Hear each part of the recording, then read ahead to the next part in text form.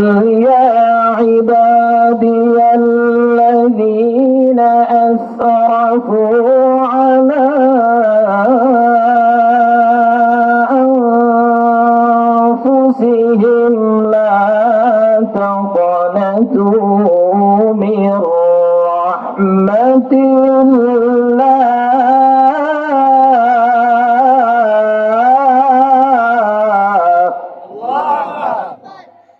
إن الله يغفر الذنوب جميعا إنه هو الغفور الرحيم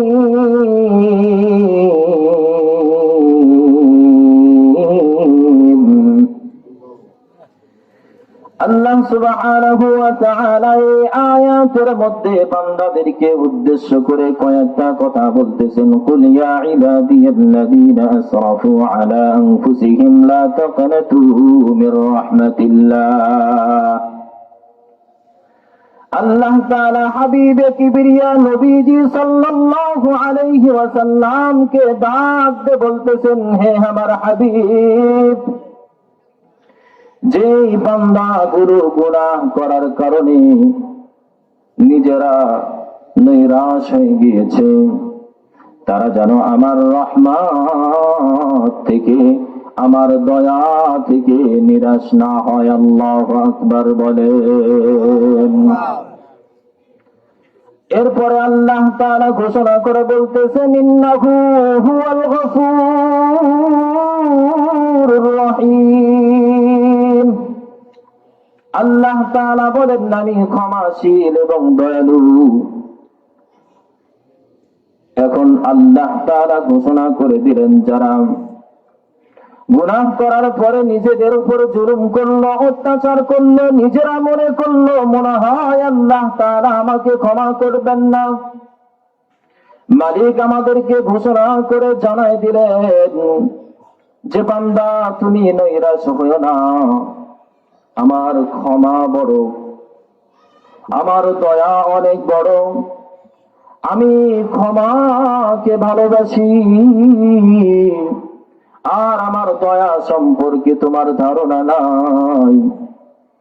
হযরত আবু হুরায়রা রাদিয়াল্লাহু তাআলা আনহু বর্ণনা করেছেন, হাবিবে কিবরিয়া নবীজি সাল্লাল্লাহু আলাইহি ওয়াসাল্লাম বলেছেন, আল্লাহ সুবহানাহু ওয়া তাআলার 100 রহমত রয়েছে, তার মধ্য থেকে একটা রহমত শুধু মানুষ, জিন, পশু, পাখি, যত প্রকার মাখলুকাত গুলো রয়েছে, সমস্ত মাখলুকাত গুলোর মধ্যে আল্লাহ তাআলা এই একটা রহমত বন্টন করে দিয়েছেন। হাবিবে কিবরিয়া নবীজি সাল্লাল্লাহু আলাইহি ওয়াসাল্লাম বলেন, আর 99টি রহমত আল্লাহ তাআলার কাছে রেখে দিয়েছেন। এই 99টি রহমত আল্লাহ তাআলা কিয়ামতের ময়দানে প্রকাশ ঘটাবেন। আল্লাহু আকবার বলেন। হযরত আবু হুরায়রা রাদিয়াল্লাহু তাআলা আনহু অন্য আরেকটা হাদিসের মধ্যে বর্ণনা করে বলেন, হাবিবে কিবরিয়া নবীজি সাল্লাল্লাহু আলাইহি ওয়াসাল্লাম বলেছেন, যখন মানুষ সৃষ্টি করার জন্য আল্লাহ তাআলা সিদ্ধান্ত গ্রহণ করলেন, যত মাখলুকাত গুলো রয়েছে সমস্ত মাখলুকাত গুলোকে আল্লাহ তাআলা সৃষ্টি করার সিদ্ধান্ত গ্রহণ করলেন, আল্লাহ তাআলা ওই সময় একটা কিতাব লিখলেন, অর্থাৎ কিতাব লেখার জন্য কলমকে কি আদেশ করলেন। কলম কিতাবটা লিপিবদ্ধ করেছে। হাবিবে কিবরিয়া বলেন, ওই কিতাবটা এখনো পর্যন্ত লৌহে মাহফুজের মধ্যে সংরক্ষিত রয়েছে। ওই কিতাবের মধ্যে হাবিবে কিবরিয়া বলেন, ওই কিতাবের মধ্যে একটা কথা লেখা আছে, যে আল্লাহ তাআলার ক্রোধের চাইতে আল্লাহ তাআলার দয়া এবং রহমত দ্বিগুণ। এই উদাহরণগুলো না বুঝলেও হযরত আমির আল মারাম রাদিয়াল্লাহু তাআলা আনহু তিনি একটা হাদিস বর্ণনা করেছেন। হযরত আমির আল মারাম রাদিয়াল্লাহু তাআলা আনহু বলেন, আমরা একদিন হাবিবে কিবরিয়া নবীজি সাল্লাল্লাহু আলাইহি ওয়াসাল্লামের দরবারে বসেছিলাম। নবীজি আমাদেরকে নসিহত করতেছিলেন। এমন তো অবস্থায় সমস্ত সাহাবীরা আমরা নবীজির নসিহত শুনতেছিলাম। হঠাৎ করে লক্ষ্য করে দেখলাম একজন ব্যক্তি আসতেছে, চাদর, শরীরের মধ্যে চাদর মোড়ানো। নবীজির সামনে আসলেন। হযরত আমির তিনি বলেন, আমি লক্ষ্য করে দেখলাম তার হাতের মধ্যে চাদর দিয়ে কি যেন একটা মোড়ানো। হাবিবে কিবরিয়া নবীজি সাল্লাল্লাহু আলাইহি ওয়াসাল্লামের সামনে উপস্থিত হলেন। নবীজির সামনে বসলেন। বসার পরে হাবিবে কিবরিয়া নবীজি সাল্লাল্লাহু আলাইহি ওয়াসাল্লামকে বললেন, ইয়া রাসূলুল্লাহ, ইয়া হাবিবাল্লাহ, আমি বাসা থেকে বের হওয়ার পরে জঙ্গলের পাশ দিয়ে যাইতেছিলাম। এমন তো অবস্থায় জঙ্গলের পাশ দিয়ে যখন যাইতেছিলাম তখন আমি কিছু পাখির আওয়াজ শুনতে পাইলাম। কিচির মিচির করতেছে। এই আওয়াজটা শুনে আমি জঙ্গলের মধ্যে প্রবেশ করলাম। প্রবেশ করার পরে কিছু পাখির ছানা দেখতে পাইলাম, কিছু পাখির বাচ্চাগুলো দেখতে পাইলাম। আমি চাদরের মধ্যে এগুলোকে রাখলাম। রাখার পরে আমি জঙ্গল থেকে বের হওয়ার জন্য চেষ্টা শুরু করলাম। জঙ্গল থেকে বের হব। এক পর্যায়ে আমি লক্ষ্য করে দেখলাম আমার চাদর দিয়ে যে বাচ্চাগুলো মোড়ানো ছিল, এই বাচ্চাগুলো কিসমিস একটা আওয়াজ দিতেছে। আওয়াজ যখন শুনতে পাই, উপরে লক্ষ্য করে দেখলাম এই বাচ্চাগুলোর মাগুলো উপরে আমার মাথার দিকে উঠতেছিল। এমন তো অবস্থায় আমি চাদরটা খুলে দিলাম। বাচ্চাগুলো দেখে মাগুলো চাদরের উপর পড়ে গেল। চাদরের উপর যখন পড়লাম আমি সঙ্গে সঙ্গে চাদরটাকে আবার গোছাই, হাবিব আমি এই যে আপনার নিকটে এগুলোকে নিয়ে এসেছি। হাবিবে কিবরিয়া নবীজি সাল্লাল্লাহু আলাইহি ওয়াসাল্লাম সঙ্গে সঙ্গে সাহাবায়ে কেরামদেরকে লক্ষ্য করে কয়েকটি কথা বললেন যে ওই মালিকের শপথ যিনি আমাকে সত্য ধর্ম দিয়ে দুনিয়ার বুকে পাঠিয়েছেন, কোরআন নামক কিতাব দিয়ে আমাকে দুনিয়ার বুকে পাঠিয়েছেন, ওই মালিকের শপথ একজন পাখির মা ছানার মা গুলো যেমনই ভাবে তার পাখির বাচ্চার প্রতি দয়া, আমার মালিকের দয়া সম্পর্কে সাহাবারা তোমরা যদি জানতা, একজন পাখি তার সন্তানের প্রতি কত দয়া করে, কত দয়া করে। আর আমার মালিকের দয়া সম্পর্কে যদি তুমি জানো, তোমরা যদি জানো, তাহলে তোমরা জানতে আমার মালিক বান্দার প্রতি কত দয়া করে। ওই সাহাবীকে ডাক দিয়ে বললেন, সাহাবী তুমি যাও, যে জঙ্গল থেকে তুমি এই পাখির ছানাগুলো নিয়ে এসেছো, তুমি ওই জঙ্গলের মধ্যে ছেড়ে দাও। জঙ্গলের মধ্যে ছেড়ে দেওয়ার জন্য যখন ওই সাহাবীটা উঠে দাঁড়াইলেন, পাখির ছানাগুলো তার চাদরের মধ্যে ছিল, আর পাখির ছানার মাগুলো যেগুলো তার মাথার উপরে উঠতেছিল। হাবিবে কিবরিয়া জানাইলেন যে দেখো, একজন মা সন্তানের প্রতি কত দয়া করেন, একজন বাবা সন্তানের প্রতি কত দয়া করে। সন্তানের যদি কোনো কষ্ট হয়, মা বাবার আত্মার মধ্যে আঘাত পায়। একজন সন্তান দুঃখ পাইলে মা বাবার অন্তরের মধ্যে আঘাত লাগে, চোখের মধ্যে পানি এসে যায়। সন্তান যদি বিদেশের মাটিতে থাকে, এমন তো অবস্থায় বাবার কানে পৌঁছায় যায় যে তোমার সন্তানটা দুনিয়ার বুকে নাই। ওই বাবা মা আর থাকতে পারে না, ছটফট ছটফট করে। এর কারণ কি? এর কারণ হচ্ছে সন্তানের প্রতি মহাব্বত, সন্তানের প্রতি দয়া। হাবিবে কিবরিয়া জানান, তোমরা যেমন তোমাদের সন্তানের প্রতি দয়া করো, শুধু আল্লাহ তাআলা একটি রহমত, একটি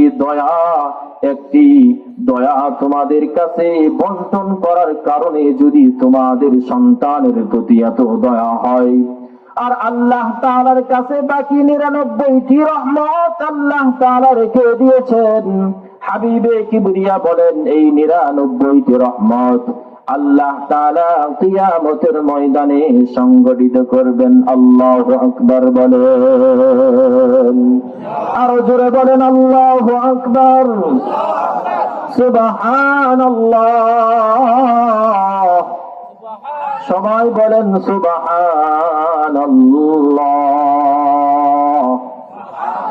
আলহামদুলিল্লাহ, ওয়া লা ইলাহা ইল্লাল্লাহ, আল্লাহু আকবার। হাদিসের মধ্যে নবীজি সাল্লাল্লাহু আলাইহি ওয়াসাল্লাম বলেন, তেলাওয়াতকৃত হাদিসটি আপনাদের খিদমতে যে তেলাওয়াত করেছে, হাদিসের মধ্যে নবীজি বলেন, লা ইয়ারহামুল্লাহু মান লা ইয়ারহামুন নাস। মানুষের প্রতি যে দয়া করে না, মানুষের প্রতি যে মায়া করে না, আল্লাহ তাআলাও তার প্রতি দয়া করে না। আমাদের শিক্ষা হচ্ছে মানুষের প্রতিও দয়া করতে হবে, ঠিক না বেঠিক? মুহাদ্দিসিনে কেরামগণ কয়েকটি কথা উল্লেখ করেছেন যে আল্লাহ তাআলার দয়া কেমন ভাবে বিকাশ ঘটাইবেন, আল্লাহ তাআলার দয়া কেমন ভাবে প্রকাশ করবেন কিয়ামতের ময়দানে। মুফাসসিরিনে কেরামগণ 8টা অভিমত পেশ করেছেন। আপনাদের খিদমতে কয়েকটা কথা বলবো। 1 নাম্বার অভিমত, যেটা আল্লাহ তাআলা কিয়ামতের ময়দানে বান্দার প্রতি কত দয়াশীল হবে, কত বান্দার প্রতি দয়াবান হবে। কিয়ামতের ময়দান আল্লাহ তাআলা যখন সংগঠিত করবেন, কিয়ামতের ময়দানে এক বান্দার হিসাব নেওয়া হবে। হিসাব নেওয়ার সময় বান্দার দেখবে গুনাহের কাজ বেশি, পাল্লা ভারী হয়ে গিয়েছে, গুনাহের পাল্লা নেক খুব কম। আল্লাহ তাআলা ফেরেশতাদেরকে ডাক দিয়ে বলবেন, ইনতালিকু বিআবদি ইলান নার, যাও যাও ফেরেশতারা আমার বান্দাকে তোমরা জাহান্নামের মধ্যে প্রবেশ করাও। ওই বান্দা যখন মালিকের এই ঘোষণা শুনবেন, ঘোষণা শোনার সঙ্গে সঙ্গে মালিকের দরবারে বলবে, মালিক আপনি তো আমার প্রতি ইনসাফ করেন নাই। মালিক সঙ্গে সঙ্গে বলবে, কেমন করে আমি তোমার প্রতি ইনসাফ করি নাই বলো দেখি। মালিক তো সব জানে, কিন্তু বান্দার মনের ভাবটা শোনার জন্য আল্লাহ তাআলা বান্দাকে বলবে, আমি কেমন করে তোমার প্রতি ইনসাফ করি নাই বলো দেখি। ওই বান্দা তখন মালিককে ডাক দিয়ে বলবেন, মালিক আপনি তো আমাদের প্রতি কোরআন নাযিল করেছিলেন, কোরআনের শুরুতে আপনি একটা আয়াত দিয়েছিলেন, যে আয়াতের মধ্যে আপনি বলেছিলেন বিসমিল্লাহির রহমানির রহিম। বান্দা মালিককে ডাক দিয়ে বলবেন, আল্লাহ, আপনি তো কোরআন পাকের শুরুতেই আপনি এই আয়াতটার মধ্যে বলেছেন রহমানির রহিম। আপনি যে রহমান রহিম, আপনি যে দয়ালু করুণাময়, তাহলে আপনি এখন আমাকে কেন জাহান্নামের মধ্যে যাওয়ার জন্য, জাহান্নামের মধ্যে প্রবেশ করানোর জন্য ফেরেশতাদেরকে ঘোষণা দিয়ে দিলেন? আপনি যে রহমানুর রহিম, এটার প্রকাশ আপনি কবে ঘটাইবেন? মালিক যখন বান্দার এই কথাটা শুনলেন, মালিক তখন সঙ্গে সঙ্গে বান্দার কথার উত্তর দিয়ে বলেন, সাদাকাতা আবিদি, বান্দা আমার সঠিক কথা বলছেন, ঠিক না বেঠিক? মালিক তখন ফেরেশতাদেরকে ঘোষণা করে বলবেন, ফেরেশতারা, ইনতালিকু বিআবদি ইলাল জান্নাহ, ফেরেশতারা, তোমরা আমার এই বান্দাকে জান্নাতের মধ্যে প্রবেশ করাও। আল্লাহু আকবার বলেন। মুফাসসিরিনে কেরামগণ এক নাম্বার অভিমত এটা পেশ করেন, কিসের জন্য বান্দা এই উযরগুলো পেশ করবেন? মালিক আপনি তো রহমান, আপনি তো রহিম, তাহলে আমাকে কেন আপনি জাহান্নামের মধ্যে দিবেন? মুফাসসিরিনে কেরামগণ দ্বিতীয় মত পেশ করেন, আল্লাহ সুবহানাহু ওয়া তাআলা যখন কিয়ামতের ময়দানে বিচারের কার্যক্রম শুরু করবে, এমন তো অবস্থায় দুইজন বান্দার অবস্থা এমন হয়ে যাবে যে ওই দুইজন বান্দাও জাহান্নামী। এমন তো অবস্থায় মালিক ফেরেশতাদেরকে আদেশ করবে, বলবে, ফেরেশতারা যাও, ইনতালিকু বিআবদাইনি ইলান নার, ফেরেশতারা যাও আমার এই দুই বান্দাকে জাহান্নামের মধ্যে নিক্ষেপ করো। যখন ফেরেশতারা এই ঘোষণা শুনবে, সঙ্গে সঙ্গে ওই বান্দারা যখন মালিকের দরবার থেকে আওয়াজটা কানের মধ্যে চলে যাবে, ওই দুইজন বান্দার মধ্যে একজন বান্দা দ্রুত গতিতে জাহান্নামের দিকে যাইব, আর একজন বান্দা আস্তে আস্তে হাঁটি হাঁটি পা পা করে যাইবে আর পিছনের দিকে তাকাইবে। এমন তো অবস্থায় কিছু দূর যাওয়ার পরে তাদের অবস্থাগুলো দেখে মালিক উভয়কেই ডাক দিবেন। উভয়কেই ডাক দিয়ে যে দ্রুত গতিতে জাহান্নামের দিকে যাইতেছিল তাকে আল্লাহ তাআলা বলবেন, হে আমার বান্দা, তোমাকে আমি জাহান্নামের কথা বললাম, তুমি কেন দৌড়ে দৌড়ে দ্রুত গতিতে জাহান্নামের দিকে যাইতেছিলা? এটার কারণ কি? ওই বান্দা তখন মালিককে ডাক দিয়ে বলবে, মালিক, আমি তো দুনিয়ার বুকে আপনার হুকুম মানি নাই। আপনি আমাকে নামাজ পড়ার কথা বলেছিলেন, আমি নামাজ পড়ি নাই। আমাকে রোজা রাখার কথা বলেছিলেন, আমি রোজা রাখি নাই। আমাকে দান করার কথা বলেছিলেন, আমি দান করি নাই। আরো যত প্রকার আপনার হুকুম ছিল, এই হুকুমগুলো আমি আদায় করি নাই, পালন করি নাই। আপনি আজকে এই কিয়ামতের ময়দানে আপনি আমাকে জাহান্নামে যাওয়ার কথা বলেছেন, তাই তো আমি দ্রুত গতিতে চিন্তা করলাম যে মালিক, আপনি যেহেতু আমার সারা জিন্দেগি, আমার জীবনটা দুনিয়ার বুকে থাকা অবস্থায় আপনার হুকুম মানতে পারি নাই। আমি মনে মনে চিন্তা করেছি আপনি যে আদেশ আমাকে করেছেন, ওই আদেশ অনুযায়ী আজকে আমি কাজ করব। এই জন্য আমি দ্রুত গতিতে জাহান্নামের দিকে যাইতেছিলাম। দ্বিতীয় ওই বান্দাকে ডাক দিয়ে বলেন, বান্দা, তোমাকে আমি আদেশ করলাম তুমি জাহান্নামের দিকে যাও, তুমি আস্তে আস্তে যাইতেছিলা, আবার পিছনের দিকে আমার দিকে তাকাইতেছিলা, এটার কারণ কি? ওই বান্দা সঙ্গে সঙ্গে মালিককে ডাক দিয়ে বলবেন, হে আমার রব, হে আমার প্রভু, আমাকে যখন আপনি জাহান্নামে যাওয়ার জন্য আদেশ করলেন, আমি যাইতেছিলাম আর পিছনের দিকে তাকাইতেছিলাম। কখন আপনি আমাকে ডাক দেন, এই ডাকের আশায় শুধু আমি পিছনের দিকে তাকাইতেছিলাম। মালিক তখন ওই বান্দাকে বলবে, তুমি এই কথা কোথায় পেয়েছো? ওই বান্দা তখন কোরআনের এই আয়াতটা তেলাওয়াত করে শুনাইবেন। قل يا عبادي الذين أسرفوا على أنفسهم لا تقنطوا من رحمة الله إن الله يغفر الذنوب جميعا إنه هو الغفور الرحيم। মালিক তুমি তো ঘোষণা করেছিলা বান্দারাম, যারা গুনাহ করেছো নিজেদের উপর অত্যাচার করো না, বরং আমি মালিক তোমাদেরকে ক্ষমা করে দিব। এই আশাই তো মালিক আমি তোমার দিকে পিছনের দিকে তাকাইতেছিলাম আর আস্তে আস্তে হাঁটতেছিলাম। তখন মালিক ফেরেশতাদেরকে ডাকতে বলবেন, ইনতালিকু বিআবদাইন ইলাল জান্নাহ, ফেরেশতারা যাও যাও, আমার এই দুইজন বান্দাকে তোমরা জান্নাতের মধ্যে প্রবেশ করাও। সুবহানাল্লাহ।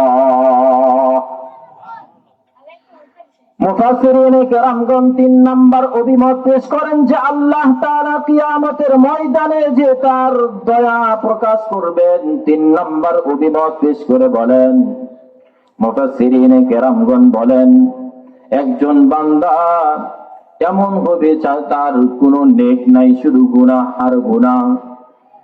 পাল্লার মধ্যে ওজন করা হবে, শুধু গুনাহই থাকবে।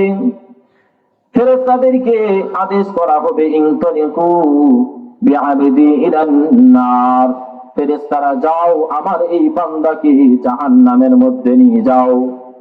এমন তো অবস্থায় বান্দার কানে যখন এই আওয়াজ যাবে, বান্দা সঙ্গে সঙ্গে মালিককে ডাক দিয়ে বলবে, মালিক আপনি তো ঘোষণা করেছিলেন কিয়ামতের কঠিন দিনে যখন কারো বন্ধু থাকবে না, কোনো সুপারিশকারী থাকবে না, সেই সময় আমি মালিক ওই বান্দার প্রতি সুপারিশকারী হয়ে যাব, ওই বান্দার বন্ধু হয়ে যাব।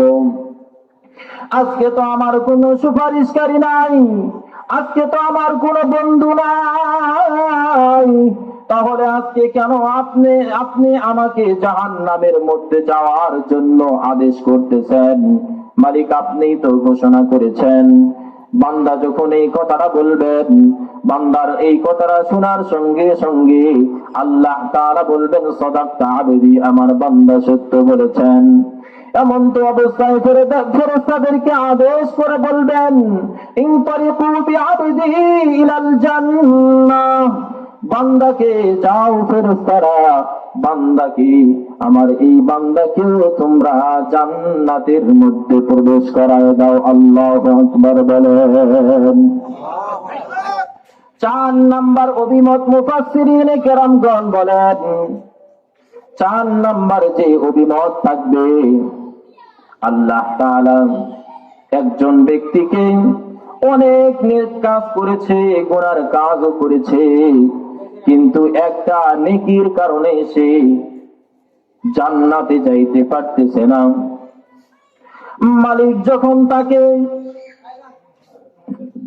ঘোষণা জানাই দিলেন, ইনতালিকু বিআবদি ইলান নার, ফেরেশতারা যাও আমার এই বান্দাকে তোমরা জাহান্নামের মধ্যে নিয়ে যাও।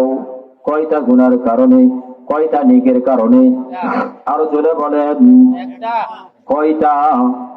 একটা নেকির কারণে আল্লাহ তাআলা ঘোষণা করে দিলেন, যাও তোমরা এই ফেরেশতাদেরকে আদেশ করে জানায় দিলেন, যাও তোমরা এই বান্দাটাকে কি করো, জাহান্নামের মধ্যে নিয়ে যাও। বান্দা তখন মালিককে ডাক দিয়ে বলবেন, মালিক আমার একটা নেকির কারণে আপনি আমাকে জাহান্নামে যাওয়ার জন্য আদেশ করেছেন, কিন্তু আমি একটা পারমিশন আপনার কাছে চাই। আমার তো অনেক আত্মীয় স্বজন দুনিয়ার বুকে ছিল, আমার মা ছিল, আমার বাবা ছিল, আমার বন্ধু বান্ধব আত্মীয় স্বজন অনেকেই ছিল। আমার মা তো আমাকে অনেক মহাব্বত করত, আমার বাবাও তো আমাকে অনেক মহাব্বত করত, আমার বন্ধু বান্ধব আমাকে অনেক মহাব্বত করত।